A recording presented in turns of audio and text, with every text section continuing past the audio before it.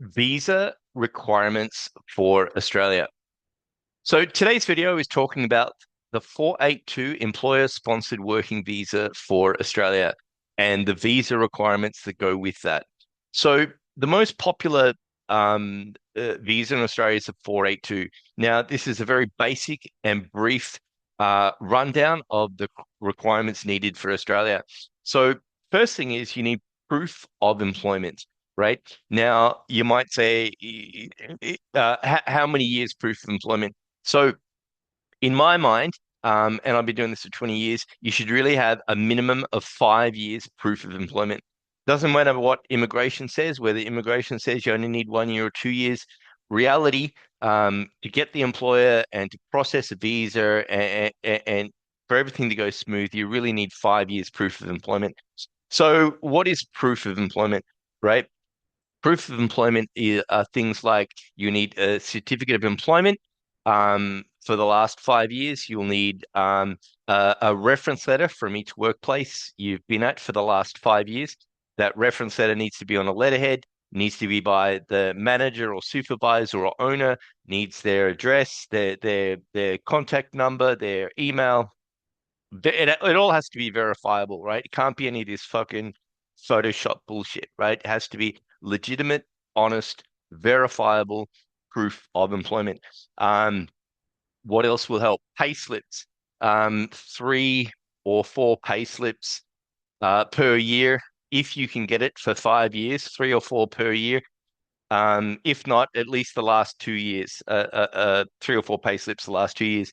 You'll also need police clearances, police clearance from your home country, and then any country you've worked in where the period of time has been 6 months or longer.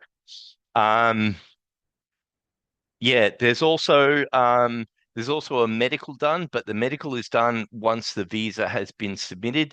Immigration would send you a request letter. You have to go to a specific hospital that they choose. They'll find one in your country or your area, and they'll tell you to go there. Basically, looking for, like history of TB, tuberculosis, scarring of the lungs, that sort of stuff. Um, what else? You'll also get asked to do biometrics, your fingerprint and picture stuff.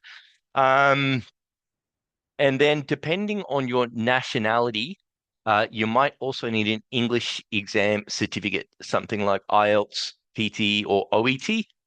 And then depending on your occupation and your nationality, you may also need something like a skills assessment certificate. For most of the workers that I bring in, most of the blue collar workers, that skills assessment would be something like VETASSESS or TRA, ACCT, ACTS, etc. If you're a healthcare worker, it might be AHPRA or ANMAC or ACWA, one of those.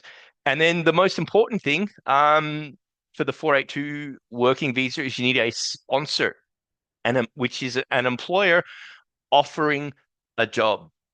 That is, after all the other requirements, that is the key. It doesn't matter if you have everything else. If you don't have the employer offering the job, then you can't lodge the 482 visa. But anyway, if you do have your skills assessment, if you do have your IELTS, if you've got legitimate paperwork, and the only thing you're missing is the employer and the job offer, maybe I can assist with that. Um, but yeah, anyway, today's video is just to tell you the basic requirements. If you like this information, press the like button. If you want to hear more tips on visas and jobs in Australia, press the follow button. Anyways, my name's Kano. Have a good day. Cheers, mate.